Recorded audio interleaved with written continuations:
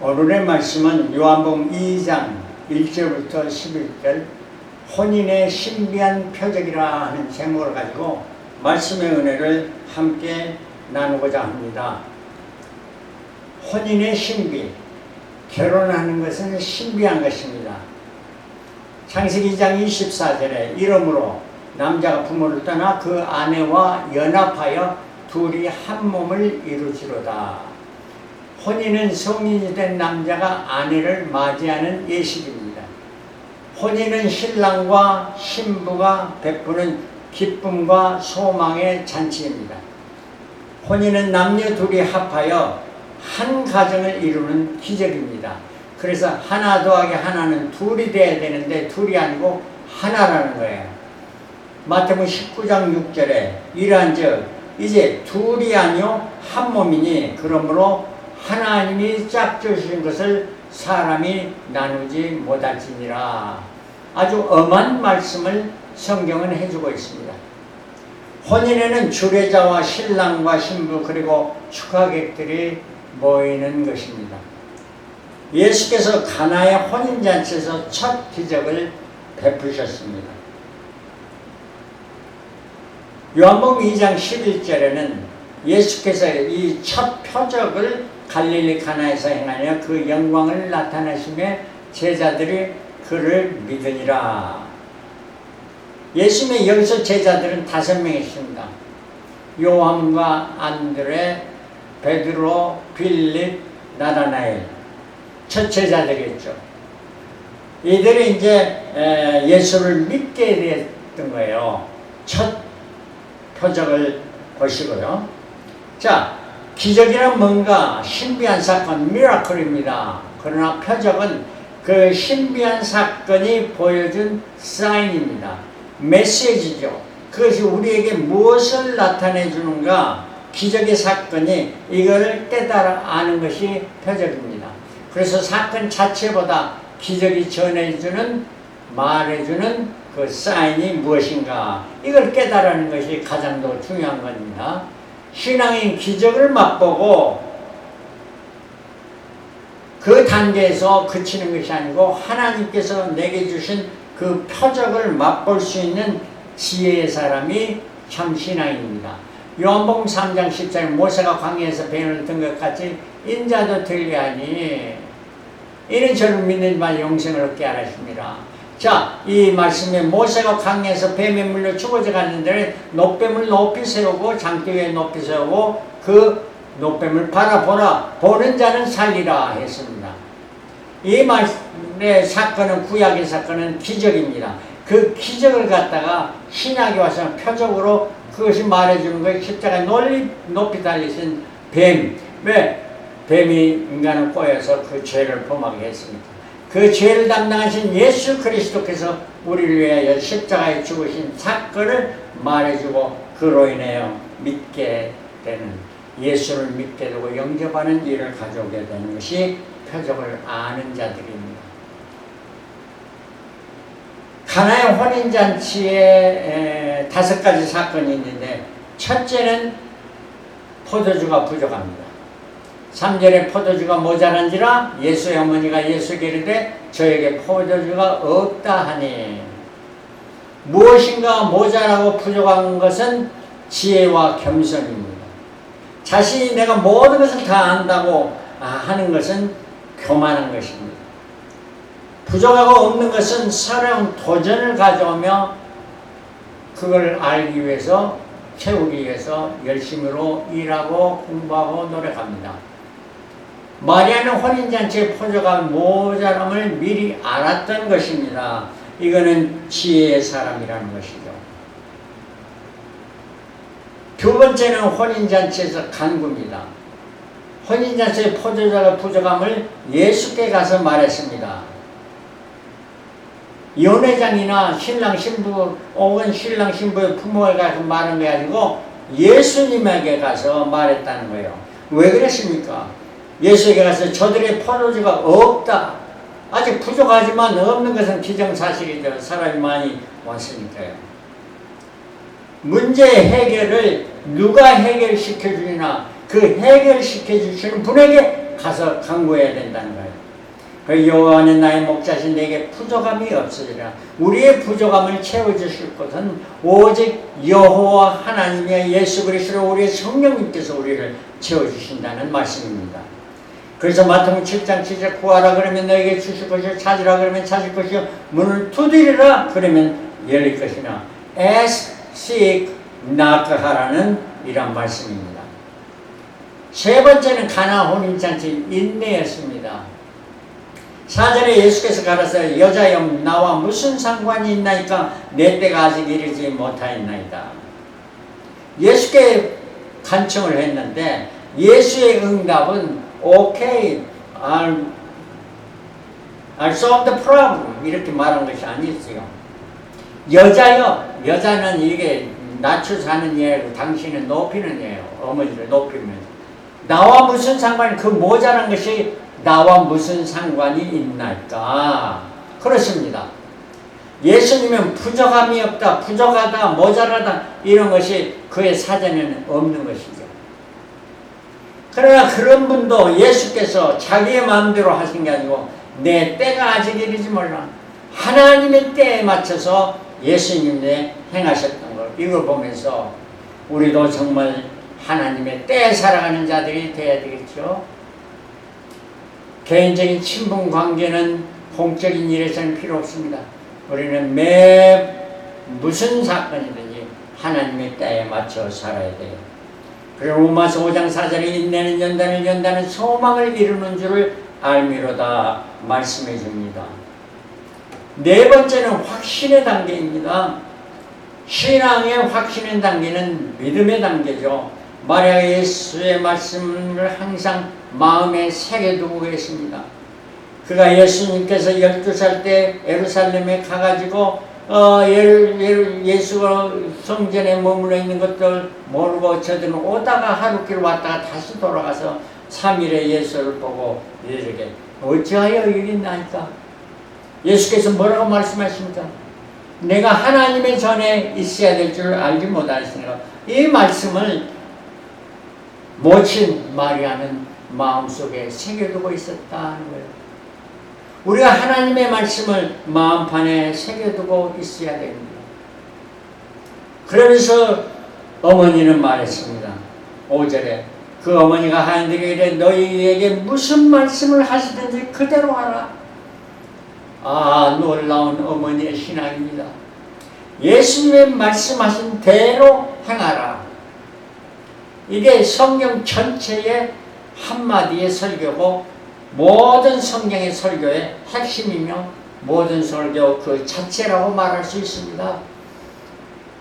하나님의 말씀 그대로 행하라. 이 말씀을 했습니다. 확신하기 때문에 이러한 말씀을 한 것입니다. 그리고 마지막 단계는 순종의 단계입니다. 10절에 예수께서 저희에게 항아리에 물을 채우라 하신즉 아구까지 채우니 이제는 떠서 연회제를 갖다 주라 하시며 갖다 주었더니 6 항아리가 있었는데 그 항아리에 물을 아구까지 채워라. 끝까지 다 채워라. 절반 채워서는 기적이 일어나는 마지막 순간까지 끝까지 다 행해야 그리고 이 물을 갖다가 연회장에 갖다 주라. 갖다 주니까 연회장이 아 이거 정말로 너희들은 어찌 더 맛있는 포도주를 지금까지 남겨놓느냐 이렇게 감탄했습니다. 그 연회장은 예수께서 하신 일을 알지 못했던 거예요. 그래서 순종은 끝까지 순종해야 됩니다. 아구까지 채우니까 기적이 일어났고 하인들에게 갖다 주라 했더니 순종해서 갖다 주었더니 알게 되었던 것입니다. 기적이 일어난 겁니다. 복음은 전파라는 우리의 말씀입니다. 이 전파한 후에 하나님께서 기적을 행하시니까 믿지 않는 그 영혼이 예수를 믿고 변화해서 새 사람이 되는 물이 포도주가 되는 이러한 일이 일어난다는 것입니다. 그래서 끝까지 순종만이 기적을 가져오게 되는 것입니다. 표적을 아는 자와 모르는 자가 있습니다. 연회장 물을 얻은 표적을 맛보고 어디서 났는지 알지 못하되 물도 온 하인들은 알더라. 연회장이 신랑을 보러 말하되 사람마다 먼저 좋은 포도를 내고 취한 후에 낮은 것을 내거든 그대는 지금까지 좋은 포도주를 두었다다. 헛다리 짚고 있습니다. 오늘날의 연회장은 누구입니까? 거짓 종교 지도자들입니다. 쉽게 말하면 목사, 전도사, 선교사들이죠. 예수 그리스도의 행하신 그를 알지 못하고 예수 그리스도를 칭송하고 높이는 그걸 알지 못하고 그 자기 즐거움만 아는 이란 자. 그 다음에 하인은 누구입니까? 하인은 알았어요. 평신도 진정한 크리스찬입니다. 교회의 직분은 없지만 정말로 예수 그리스도를 믿고 그의 따름을 따라가는 신령한 진정한 크리스찬. 물로 포도주를 된 것을 즐긴 사람들은 누구였습니까? 물로 포도주를 만들었다는 사실도 모르고 포도주만 즐겼습니다. 교회에 나가도 교회에서 설교 말씀을 들어도 그 진정한 깊이 있는 말씀을 모르고 겉표적으로 예만 하들고 재미있는 이야기를 하고 웃고 떠들고 또 슬픈 이야기하면 눈물을 내요. 이러한 가짜 교인들을 말해줍니다. 여러분, 나는 교인인가 가짜 교인인가 아니면 참 그리스도인가 분명히 생각해보고 정말로 바른 길을 가고 천국을 향하는 참 크리스찬이 되어야 될 줄 믿습니다. 이 포적을 본 자들과 못 본 자들이 있습니다. 못 본 자들은 누구였느냐? 불신자들이에요. 쭉정이들이요. 연회장이었습니다. 연회 주관자, 거듭나지 못한 사역자, 또한 잔치의 신랑과 신부, 서로 둘이 사랑에 빠져서 다른 것에 관심이 없는 자들, 교회 나와도 둘이 좋아하는 것 끼리끼리만 좋아하는 이러한 사람들, 그 다음에 잔치 참여자들 포도주 맛을 보고 칭찬만 한 자들, 이러한 자들은 표적을 보지 못한 자들입니다. 표적을 본 자들은 참 신앙인, 알고 긴장한 예수 모친 마리아입니다. 능력의 확신을 예수에게만 두었던 이 여인, 예수의 5 제자들, 이 제자들은 예수님의 행하신 행적에 관심을 가지고 봤기 때문에 예수님이 뭐라 말씀하는도 잘 들었고 그것이 현실로 기적으로 나타난 이 사실 표적을 알았던 자, 제자들, 그리고 혼인잔치의 하인들, 예수의 말씀에 온전히 순종했던 이러한 자들입니다.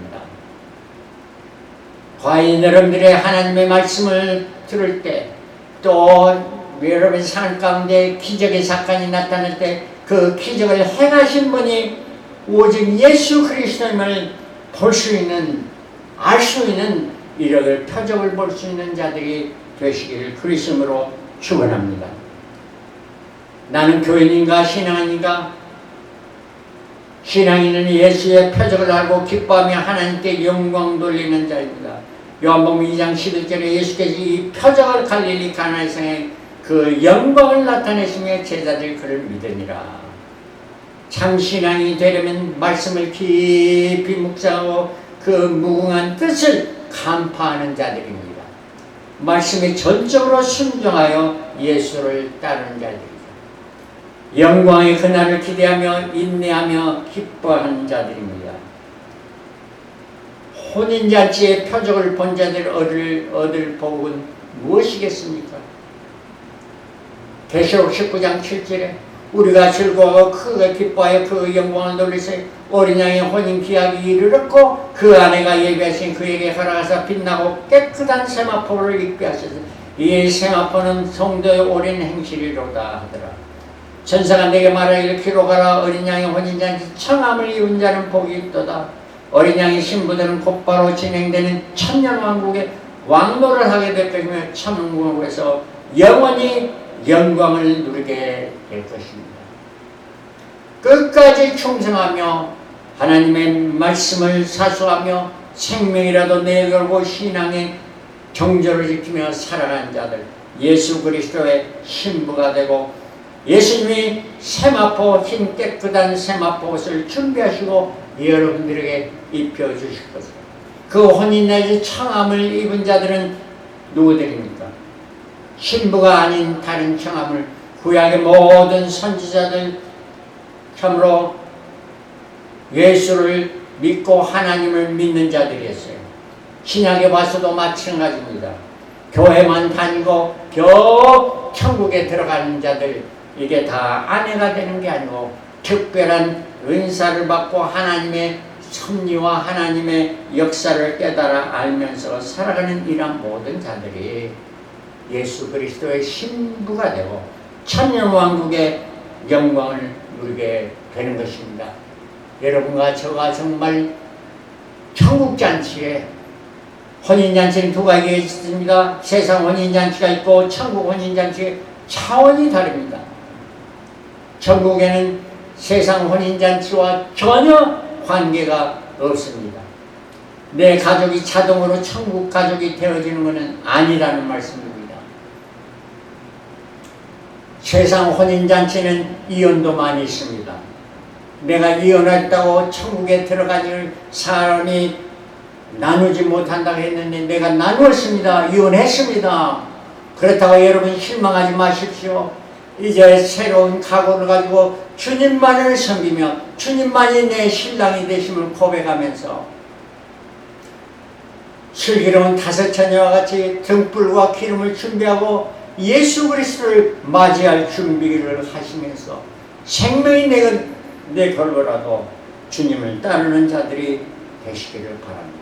이러한 자는 이제 천국 혼인잔치에서 영원한 삶의 보장을 주시며 우리를 높이 세우시는 신랑 되신 예수 어린 양의 혼인잔치의 신부로 맞이하게 될 것입니다. 이러한 저와 여러분들이 다 되시기를 그리스도 이름으로 축원합니다. 할렐루야. 아멘.